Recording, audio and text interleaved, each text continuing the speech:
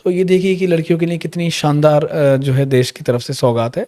इसका भी कुछ लड़कियां फ़ायदा उठा सकती हैं। अगर बच्चा वो क्रैक करता है तो उसके अंदर 34,000 रुपये प्लस 16% HRA गवर्नमेंट देती है उसको विद फेलोशिप। उन्होंने एग्रीकल्चर में बड़े क्रांतिकारी अमूलचूल परिवर्तन लाने की बात कही थी और लगभग 1 लाख करोड़ रुपए का इन्वेस्टमेंट करने की बात कही थी सीड्स और फर्टिलाइजर रिवॉल्यूशंस के लिए। तो अगर आप भी एग्रीकल्चर के फील्ड में अपना करियर बनाना चाहते हैं तो एक ऐसा कॉलेज चुनें जिसने 2015 से अब तक लगातार गोल्ड मेडल इस ब्रांच से दिए हैं। नमस्कार दोस्तों, स्वागत है आप सभी लोगों का शेखावाटी ग्रुप ऑफ इंस्टीट्यूशंस के बीटेक एग्रीकल्चर डिपार्टमेंट में, जिसको गोल्ड मेडलिस्ट की फैक्ट्री के नाम से भी जाना लगा है। तो आज हमारे साथ हैं प्रदीप सर। हम सबसे पहले तो यही क्वेश्चन करेंगे कि 2015 से ऐसा क्या जादू किया है सर आपने कि हर साल गोल्ड मेडलिस्ट यूनिवर्सिटी टॉपर्स हमारे ही कॉलेज के रहते हैं। नमस्कार आकाश। नमस्कार। आपने मुझे यहाँ बैठने का मौका दिया। बिल्कुल आपका सर। बहुत बहुत धन्यवाद। तो सर आप मुझे बड़ा बेसब्री से इंतजार है इस क्वेश्चन के जैसा आंसर आपने का। क्वेश्चन किया कि आपने 2015 से इतने गोल्ड मेडलिस्ट दिए हैं, हाँ। ठीक है, तो इसके पीछे जो श्रेय देना चाहूँगा सर मैं, तो शेखावाटी जो परिवार है हमारा, इसकी फैकल्टीज़ को और साथ में जो बच्चे हैं हमारे पास, वो बहुत मेहनत करने वाले, ठीक है। इसके साथ साथ जो यहाँ का इन्वायरमेंट है, आपको एक चीज़ पता होगी आकाश सर कि हमेशा बच्चा वहाँ पढ़ पाता है जहाँ पे उसको वैसा इन्वायरमेंट मिले। बिल्कुल सही बात है। ठीक है, तो यहाँ का जो इन्वायरमेंट है वो पढ़ने के लिए बहुत सूटेबल है। और साथ में यहाँ की जो फैकल्टी है वो इन टाइम नहीं, जैसे कॉलेज टाइम है, कॉलेज टाइम के बाद में भी बहुत मेहनत करवाती है बच्चों को, ठीक है। उसी बिहेव पे जो हमारे यहाँ पे लैब हैं, ठीक है, उसके साथ में जो क्लासरूम है, ठीक है, वो बहुत अच्छे हैं। तो उसी पे क्या है कि बच्चा धीरे धीरे क्या है कि जैसे फर्स्ट ईयर में आता है तो उसको इतनी समझ नहीं होती। फिर जैसे जैसे वो स्टाफ के साथ कनेक्ट होता है, ठीक है, वो क्या है कि उसके ऊपर फेमिलियर हो जाता है, ठीक है। तो उसको जो माहौल मिलेगा उसी हिसाब से हमने मेहनत करवाई तो बच्चे गोल्ड मेडलिस्ट मिले। सर जैसा कि एग्रीकल्चर फील्ड है, किसानी से रिलेटेड है, ऐसा समझा ही जाता है और ऐसा ही होता भी होगा। तो सर मैं जानना चाहता हूँ कि जो बच्चे गोल्ड मेडल लेके आते हैं, क्या ये ग्रामीण परिवेश के हैं या शहरी परिवेश के हैं? नहीं सर, देखो एग्रीकल्चर ब्रांच ही एक गांव से उठ के आई है। हाँ। ठीक है, शहर वाला इतना नहीं समझ पाता। हाँ। ठीक है, तो वो बच्चे गांव से आए हैं तो उनको वैसे बेसिक नॉलेज तो है, ठीक है, और हम यहाँ उनको टेक्निकल नॉलेज देते हैं। जैसे एग्रीकल्चर इंजीनियरिंग का मतलब ही है कि एग्रीकल्चर फील्ड में एक टेक्नोलॉजी का लाना। बिल्कुल सही ठीक बात है। तो जैसे बच्चा आता है उसको बेसिक नॉलेज तो रहता ही है, उसके साथ में हम जो उसको टेक्नोलॉजी का नॉलेज देते हैं, ठीक है, तो वो क्या है कि खेती करने वाला बच्चा जल्दी एडोप्ट करता है उसको, ठीक है, ना कि जो सिटी में रहने वाला। सिटी वाले को क्या है कि थोड़ा सा मेहनत करनी पड़ती है उसके ऊपर। सर हमारे यहाँ किस किस तरीके के प्रैक्टिकल्स होते हैं या थ्योरी पे ही काम चलता है? नहीं सर, प्रैक्टिकल पे ज्यादा फोकस किया जाता है। तो जैसे कहाँ प्रैक्टिकल होते हैं, क्या होता है? जैसे फील्ड में होता है फार्म मशीनरी का। हाँ। ठीक है, फार्म मशीनरी का मतलब है प्रोटेक्टेड कल्टीवेशन हो गया। हाँ। एक तो ठीक है, जहाँ पे अपन क्या है कि सब रोजगार का ऑप्शन ज्यादा खुलता है, क्योंकि प्रोटेक्टेड कल्टीवेशन एक ऐसी चीज है जहाँ पे अपन ग्रीन हाउस है, ठीक है, प्रोटेक्टेड कल्टीवेशन में ग्रीन हाउस पढ़ते हैं, ठीक है। उसके अंदर क्या है कि ऑफ सीजन की क्रॉप को आप प्रोडक्ट करवा सकते हो, प्रोडक्शन करवा सकते हो। अच्छा, मतलब जो सीजन अभी नहीं है, यानी कि साधारण भाषा में मैं ये कहूँ, जैसे अगर सर्दियां नहीं है और कोई फल सर्दियों में आता है तो हम उसके थ्रू वहां गर्मियों में भी उस फल को पा सकते हैं, ताकि किसान को अच्छी पैदावार मिले और उसका जो प्रॉफिट है वो हमेशा ज्यादा मिलेगा, क्योंकि जो सीजन में क्रॉप ऑफ सीजन है उसमें रेट हाई रहेंगे।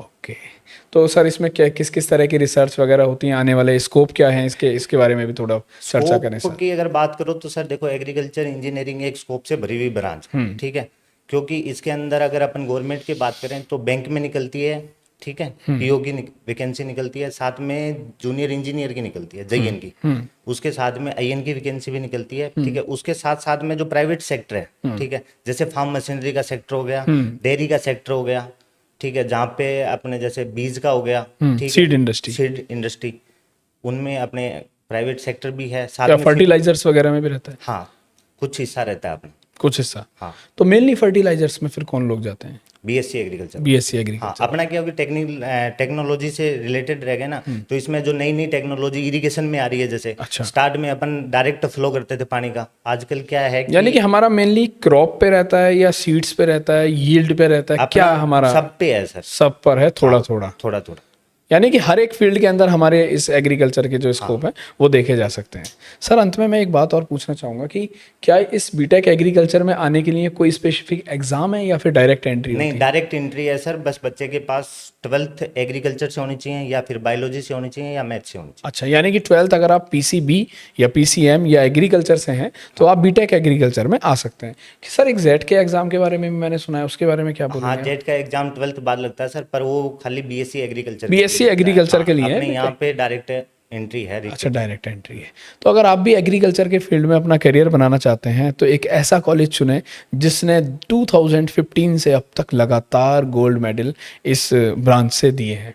ये सर बड़ी खुशी का अनुभव होता होगा। हाँ सर, ये हमारे लिए खुशी का नहीं है, बाकी अपने शेखावाटी के पूरे परिवार के लिए बहुत खुशी का अवसर है। हाँ। ठीक है। और आज से नहीं सर, जब से अपने एग्रीकल्चर इंजीनियरिंग स्टार्ट हुई है तब से कंटिन्यू गोल्ड मेडलिस्ट आ रहे हैं। सर हमारे एलुमनाई के बारे में बच्चों को बताएं कि जो हमारे पुराने स्टूडेंट्स हैं वो अभी कहाँ कहाँ किस किस कंपनीज में काम कर रहे हैं। जो भी अपने पुराने स्टूडेंट हैं आकाश सर, वो सारे के सारे लगभग गवर्नमेंट में। गवर्नमेंट में जैसे कहाँ कहाँ से? जैसे पहले जो 2021 में भर्ती आई थी जूनियर इंजीनियर जी। की, ठीक है, लगभग बच्चे उसमें लग गए थे। उसमें भी एग्रीकल्चर की पोस्टें खाली गई थी। उसके बाद अब 2024 है, उसके अंदर कंटिन्यू 4 भर्तियां निकाली एग्रीकल्चर इंजीनियरिंग की। ठीक है, लगभग बच्चे उसमें लग गए। अब जो भर्ती निकली थी एग्रीकल्चर इंजीनियरिंग की वो खाली गई है। खाली गई है इस बार, यानी कि चांसेस अब की बार आपका मुझे लग रहा है पूरा बैच ही उसमें चला जाएगा। हाँ। क्योंकि जिस बैच से सोचिए गोल्ड मेडल निकल के आ रहे हैं उस बैच की शिक्षा उसको कितने लेवल की दी गई होगी, और आने वाले कंपटीशन एग्जाम्स में भी वो बच्चे। अच्छा, क्या सरकारी नौकरी की भी तैयारी कराते हैं सर साथ के साथ आप? हाँ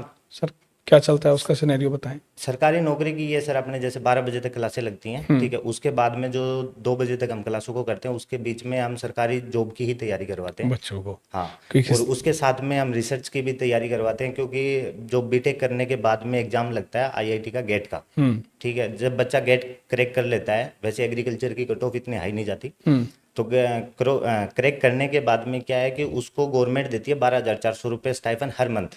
साथ में उसको एमटेक करवाती है। ओके। और एमटेक करने के बाद में फिर एक एग्जाम लगता है एसआरएफ का, सीनियर साइंटिस्ट का, ठीक है। अगर बच्चा वो क्रैक करता है तो उसके अंदर 34,000 रुपये प्लस 16% एचआरए गवर्नमेंट देती है उसको with fellowship. With fellowship type में। अब मतलब ओनली फॉर 6 मंथ और 1 ईयर, आफ्टर दैट फिर उसका परमानेंट हो जाता होगा। फिर वही अपने पे स्किल्स वगैरह, यानी कि एक अच्छा करियर, अच्छी अपॉर्चुनिटीज़ इस डिपार्टमेंट में देखने को मिलती हैं। और एक बात मैं आप लोगों को बता देता हूँ कि 2017 में जो सबसे बड़ी सबमिट हुई थी लखनऊ के अंदर उत्तर प्रदेश में, उसमें इंडिया के बड़े बड़े जो इंडस्ट्रियलिस्ट थे उन्होंने इसी डिपार्टमेंट को आगे लाने का फैसला किया था। कौन सा डिपार्टमेंट हम जिसकी बात कर रहे हैं? Agriculture department. उन्होंने एग्रीकल्चर में बड़े क्रांतिकारी आमूलचूल परिवर्तन लाने की बात कही थी और लगभग 1 लाख करोड़ रुपए का इन्वेस्टमेंट करने की बात कही थी सीड्स और फर्टिलाइजर रिवॉल्यूशंस के लिए। सर एक और चीज़ कि इस फील्ड में बॉयज़ ज़्यादा रहते हैं या गर्ल्स, क्या कुछ एडवांटेज रहता है उसके बारे में कुछ बताएंगे? गवर्नमेंट की कोई योजना रहती हो? हाँ सर, क्योंकि इसके अंदर अभी राजस्थान गवर्नमेंट ने और सेंट्रल गवर्नमेंट ने निकाली है कि जो गर्ल्स को एग्रीकल्चर फील्ड में बढ़ावा देने के लिए उन्होंने क्या किया है कि 25,000 रुपये स्टाइफन के तौर पे गर्ल्स को देना चालू किया है। Every month? एग्रीकल्चर में एवरी मंथ या year? Every year. Every year, यानी कि प्रत्येक वर्ष 25,000 रुपये गर्ल्स को मिलेंगे। वो चाहे यूजी करो, चाहे पीजी करो, चाहे पीएचडी करो। पीएचडी करो, हाँ, आपको मतलब last even BSc, BTech, UG, PG कुछ भी आप करते हैं तो ये देखिए कि लड़कियों के लिए कितनी शानदार जो है देश की तरफ से सौगात है। इसका भी कुछ लड़कियां फ़ायदा उठा सकती हैं। सर अपने बैच में लगभग क्या रेशियो रहता है बॉयज़ एंड गर्ल्स का? लगभग 40% लड़के रहते हैं, 60% लड़कियां रहती हैं। अच्छा, गर्ल्स ज़्यादा रह रही है, मतलब कि योजना का भरपूर फ़ायदा उठाया जा रहा है। तो सर आने वाले समय में इस ब्रांच और इस ब्रांच के स्कोप को आप किस तरीके से देखते हैं? देखो सर, ये एक ऐसी ब्रांच है जो कभी भी खत्म नहीं हो सकती। बिल्कुल। ठीक है, जैसे जैसे इंडिया आगे बढ़ेगा वैसे वैसे एग्रीकल्चर को बढ़ाना पड़ेगा, क्योंकि पूरी वर्ल्ड इसी पे टिका है, एग्रीकल्चर। बिल्कुल, प्राथमिक यही है। हाँ, तो इसके हिसाब से क्या है कि आगे आने वाले में स्कोप बहुत ज़्यादा है एग्रीकल्चर इंजीनियरिंग। आप इस बात का अंदाजा इस बात से भी लगा सकते हैं दोस्तों, जब हमारा देश आज़ाद हुआ था तो पहली जो योजना थी हेरात डोमर योजना, वो 5 वर्षीय योजना कृषि पर ही आधारित थी। और उसके बाद जो दूसरी योजना आई थी पीसी महालनोबिस की, तो उसमें भी एग्रीकल्चर को बड़ा फोकस किया गया था। तो आप सोच के देखिए कि एग्रीकल्चर का कितना बड़ा योगदान है किसी भी देश की अर्थव्यवस्था में। तो मुलाकात करेंगे फिर ऐसे ही किसी एक और एचओडी के साथ और जानने की कोशिश करेंगे एक और फील्ड को। आज हमारे साथ जुड़े हुए थे एग्रीकल्चर फील्ड्स के एचओडी प्रदीप सर। तो अगर आप भी एग्रीकल्चर फील्ड में अपना करियर बनाना चाहते हैं दोस्तों, तो चुने Shekhawati group of institution Sikar. अधिक जानकारी के लिए कॉलेज विजिट करें या फिर दिए गए नंबर पर संपर्क कर सकते हैं। धन्यवाद।